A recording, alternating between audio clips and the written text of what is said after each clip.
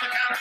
Leave it breakaway. Board's ready to come alone. Shoot. Score! Score! Score! He got it, baby! He wins it for the Lightning! 5-4 in overtime! Taylor the shot. Redirected. Score! Game 7! Montana St. Louis! We are going back to Tampa Bay! A Cavalier spinning. A Cavalier looking. Trying to drop it off. Brings it in himself. Left it in the middle.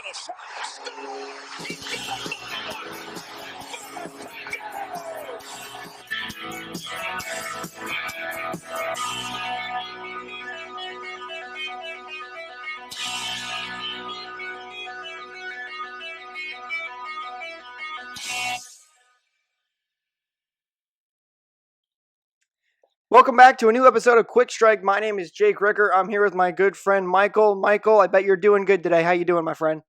I am doing good. You read my mind. 3-1 series lead is always positive, so I can't wait to talk about it.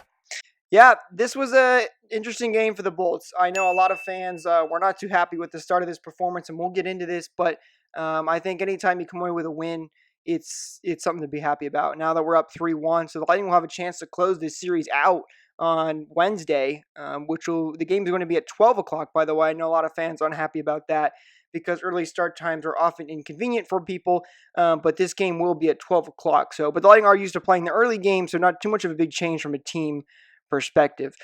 Let's get right into it, though. Starting off with the first period, this was definitely, I think a lot of people would agree, the worst period the Lightning had in the entire series so far. 100%. I look at the way that they played in the first period, and I go, besides the third line, was there anyone that really stood out? I thought that Verhaeghe was fast. I thought that he didn't do a great job of handling the puck, though. I thought Cernak did a terrible job of handling the puck. And we'll get to him in a little bit. I thought he had a really, really bad game up until a couple of key blocks in the third. The defense had a couple of really, really bad turnovers. The forwards were missing their passes. It was an all-around bad game in terms of the first 20. So I got really, really worried in terms of that aspect. Thankfully, it was tied 0-0 because the one positive from the first period was Andrei Vasilevskiy. He was great, especially on that power play that Columbus had, which don't even get me started on the refs in this game.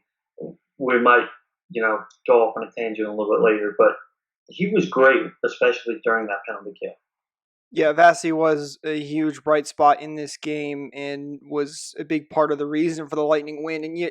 And as we mentioned, Columbus, they did go up 1-0 early in this period. I mean, it was, minutes into this game, but the goal ended up getting wiped for offsides, something that Lightning fans know that rule very well, and it actually worked out in our favor this time. He was definitely offsides. It was clearly a goal that needed to come back, but when you first see that goal in the first 2 minutes, you're thinking, oh no, this is going to be one of those games. So to get that goal taken off the board, I think was huge, not only for the Lightning and the momentum of the game, but the confidence, all that good stuff. I think that was, thank goodness he was offsides because this could have been a completely different game if that goal stays on the board. Yeah, I look at that and I go, even though it wasn't the turning point into getting Tampa to play the right way, it was a jumping off pad into scaring the Lightning a little bit. They weren't that good in the first period after the goal was called off, but they had sort of a sense of direction now. They were playing very lifeless in the first couple of minutes, and it showed. So overall, I thought they did a decent job of weathering the storm in the first period. They didn't get a lot of offensive opportunities. Somehow the shots were 10-7 Columbus. I thought it was going to be a much larger disparity when I saw it. But again, you look at Vasilevskiy and the way that he played, he did a great job, and they woke up a little bit to end the period. Yeah, well, and let's talk about moving into the second period after they started to wake up at the end there. They definitely woke up in the beginning of that second period. Barclay Goodrow got his first goal in a Lightning uniform 16 seconds into this period. So a completely different start, and they looked really good to start this off. It was a great play from the Lightning. A great pass by Coleman to get Goodrow right in front of the net, and he's able to put that one home. So, that's what we're looking from these guys. I think Goodrow and Coleman have had, good games overall. But obviously, a lot of people were waiting for them to get their first goal in a Lightning uniform, and Goodrow finally got it. Yeah, and a lot of people are complaining about the way that Goudreau and Coleman are producing just because of the price that we paid for them in order to obtain them. You know, 3 first-round picks for a couple of bottoms, 6 forwards. Is it really the way to go when it comes to using your draft capital? However, I think they've been really good, and they finally got rewarded. Yanni Gord is having unbelievable playoffs, and he scored later in the game, and we'll get to that as well. But he has been outstanding. He's pressuring Columbus against the board, got the puck free to Coleman. Coleman with a beautiful saucer pass over to Goudreau, and Goudreau basically had a wide open net. Corpusalo, it seemed like it ticked off his glove. He tried everything he could, but he couldn't stop it. And once the Lightning got that goal, I thought the tide really changed. Yeah, and that line specifically was such a huge part of this win. Barclay Goodrow, Coleman, and Yanni Gord. And I mean, they were fantastic. They played hard. They got pucks to the net. They were good on. I mean, they weren't even played too much defense because they were in the offensive zone so much. But as you mentioned, just a couple minutes later, at the 4 minutes into the period, Yanni Gord had a great tip in front. Shattenkirk was the one that took the shot on this one from the blue line, and Gord tipped it in, and the Lightning go up 2-0. And at this point, you're thinking this is a completely different team. What happened to the first period Lightning team? I love this second period team, but they looked really good, and Yanni Gord did a great job being in front of the net, being in the right spot, and getting a good tip off. So that was a great play by them, and that line just fantastic. I hope we continue to see more of this going into Game 5. Excuse me. Yeah, I agree. Gord has been unbelievable in these playoffs, as I said earlier. I said on the Baybolts account when I was covering the game, he's really proving those regular season haters wrong. As the goal drought built and built and built, a lot more people started to get upset with Yanni Gord. They forgot that I believe it was 5 or 10 games after Gord broke that goalless drought until the pause was in effect, he had like 4 goals. He was unbelievable. Short-handed power play, it didn't matter.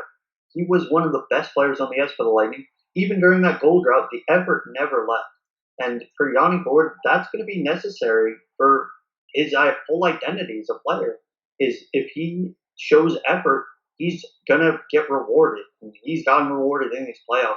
That was his second goal. I think that was his 5th point. I'm not exactly sure, but he's been one of the Lightning's best forwards in the playoffs. Yeah, and at the end of the day, I don't care if you score 0 goals, 0 assists, 0 points in the entire regular season. If you show up in the playoffs, I mean that's huge, obviously for many different reasons. And Yanni Gord has done an excellent job in these playoffs so far. Now, about a minute later, at the 5:48 mark of the second period, the Columbus Blue Jackets would get one back, 2-1. Cam Atkinson got a goal in front. Now let's talk about this one because this was a controversial goal a little bit here. Cam Atkinson. The shot came from somebody else. I can't remember who it was. It hit Vasi, and if you look at the replay, Vasi actually didn't have it. It bounced off of his glove and then hit Cam Atkinson, and Atkinson made some contact with Vasi. Vasi spun around, and the puck trickled into the net, and it was a goal for Columbus. Now, the Lightning ended up not challenging this, and a lot of fans were very surprised that Cooper didn't challenge this one.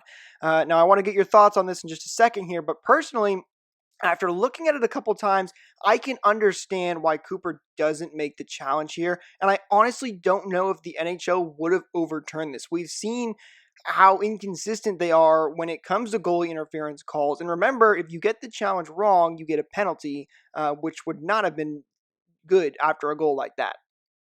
Yeah, so just to help you out a little bit, the person that made the original slap shot was Dubois, Yes. and Dubois is in the heads of many Lightning fans for what he did later in the game. But again, we'll get to that. Uh, I can't be too upset. Like I got angry when Cooper didn't challenge it originally. I saw the shot again, and Vasi was it was 50-50.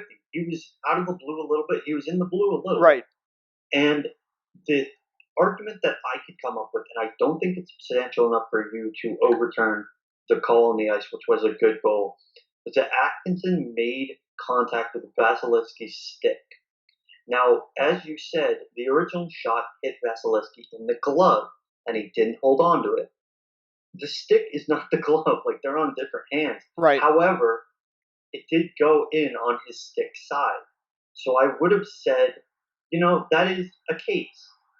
I don't blame Vasilevsky for the goal. I think that was his only real blemish. garbage in air quotes, and there was nothing he could have done about it. He got contacted with, but also like I can understand how they didn't challenge it and didn't risk getting. I think that would have been a 4-on-3 power play against them. Correct. So I can't be too mad. It's the only real like blemish of the game in terms of scoring against or chances against, to be honest.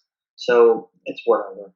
Yeah, and obviously, if you go on a 4-on-3 power play because they end up saying no, it is a good goal. Who knows? Columbus may tie this game up 2-2. They've got the momentum, and then it's a completely different game. It's a gamble, and I think Cooper looked at that situation and said, "You know what? We're only down. We're still up 1 goal at this point, and we're playing a lot better than we were in the first period. I'll take my chances," and I can't blame him for that. In no way. So it was a close one. I think it could have gone either way, but with NHL's inconsistency in this, I don't blame Cooper for not going with the challenge here. But moving on, though, the rest of this game felt as a very defensive game to me. The shots were a lot lower. I believe, let's see, end of the shots were Columbus, I believe, outshot the Lightning for the first time in this series. Yes, it was 29-22. So a very defensive game. This was the lowest shot totals for the entire series, but the Columbus did get a little better as this period went on after that goal, but the Lightning did a good job overall defensively holding them off. Yeah, I thought they did a really good job.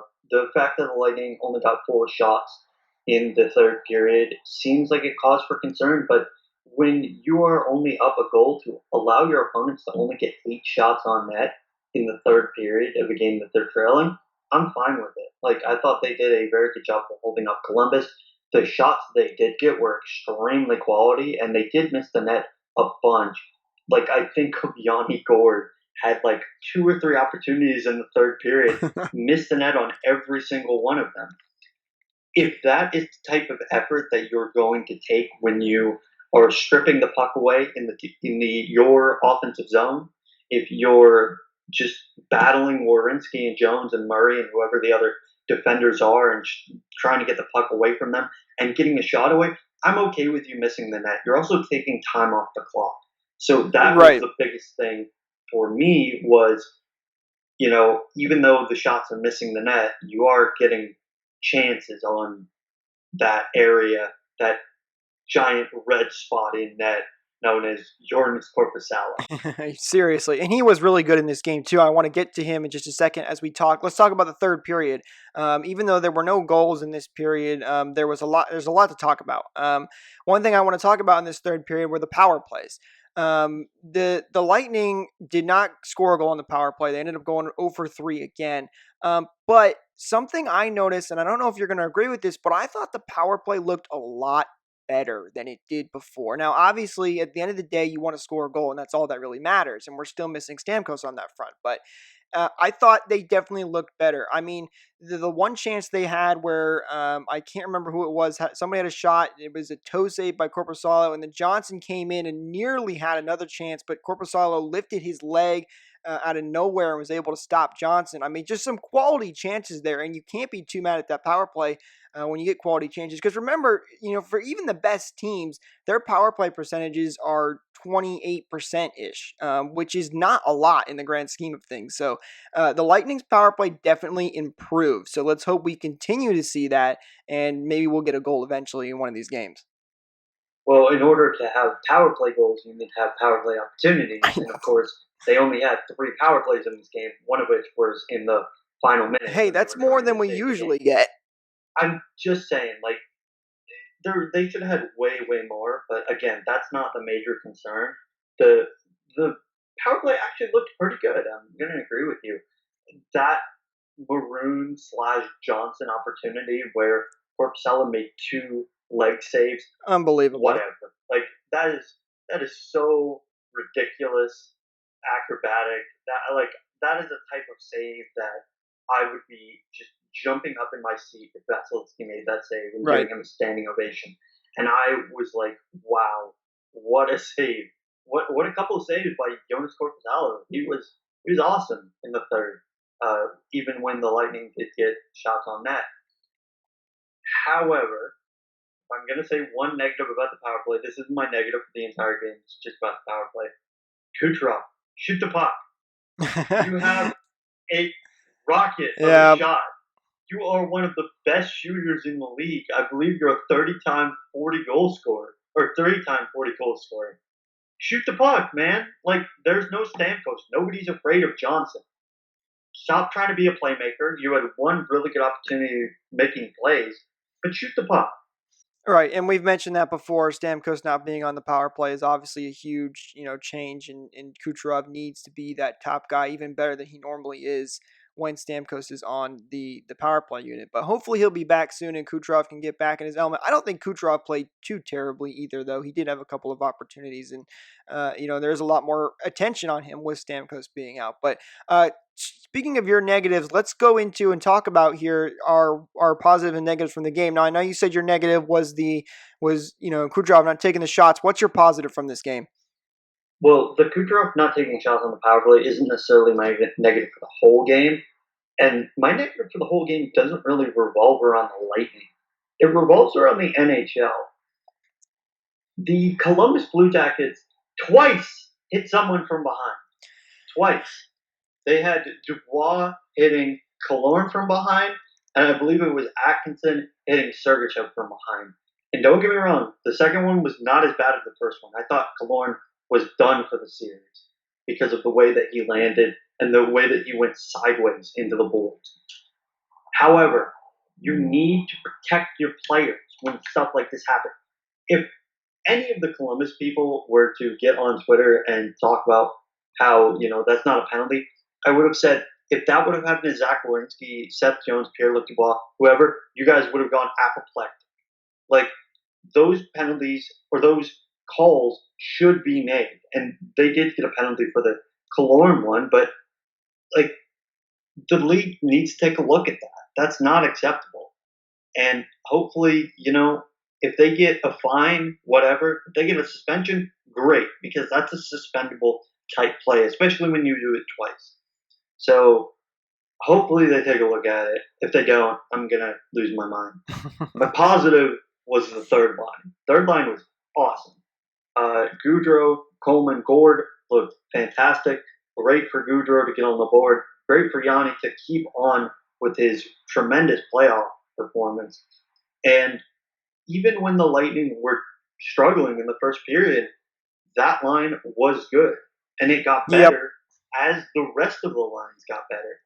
I will say another small positive was Cooper blending the lines after the first period. You saw Killorn with Point and Kucherov, or Palat and Kucherov, and you saw Point with Cirelli and Johnson. And that's great. I love that. You see something different. Shattenkirk did not have a good first period. You switched him away from Sergachev. You had Sergachev playing with Chernak, Gojin. It doesn't matter. They were switching lines all game. They were, I like to see that, though. He's making adjustments. He never made those adjustments last year. And he got benefit for it. They got 2 goals in 4 minutes. So, highlight to Cooper and highlight to that third line. Both great. Yeah, and both great points. The third line was definitely, I think, one of the brightest spots of this one. For me, my positive for this game has got to go to Vasilevsky. I thought Vasi played very well, and he's played well in all of these games. But I think today, especially, even we talked about in the first period, the Lightning did not have their best period, but Vasi was still playing well. And even though that one goal, you could argue he probably should have had that initial shot. I mean, he was interfered with on that one a little bit. It was a controversial call, so you can't even blame him too much for that one. And that was the only goal he let up. So Vasi, again, played really well and is a huge part of this Lightning team. Now, my negative for this game is the faceoffs. And I think this is something that could come back to bite the Lightning if they don't fix it. The Lightning were only 29% in the faceoff circle, and that is not good. Faceoffs are huge, especially when it comes to power plays, and if it's in your zone late in the game, all that good. I mean, all this stuff's important, but the faceoffs are something that were definitely a concern from this game for me. You cannot be at 29%. You want to be much more closer to like 50-50 or something, of that extent. So the faceoffs were my big negative from this game. So the Lightning would win this one in 2-1. They go up in the series 3-1, and Game 5 will take place on Wednesday at 12 o'clock. So Lightning got a chance to close this one out. I hope they can do it and then moving on to the second round. No one else has yet closed out their series. No other games can close today. There could be a couple tomorrow though, so we'll see how that plays out around the NHL. But before we wrap this up, Michael, you got anything else you want us to add? No, even though it wasn't their best game, I will take the win, and hopefully they can wrap it up on Wednesday. Well, that's all we have for today. I hope you all enjoyed this episode. As always, if you enjoyed the video, make sure to hit the like button and subscribe to the channel. Ring the bell so you don't miss out on more content like this. Check out our description for all of our affiliated links and links to our website, social media pages, all that good stuff. Also, be sure to leave a comment down below on what you would like to see us talk about next. I hope you all have a wonderful rest of your day. As always, go Bolts, and we will talk to you in the next one.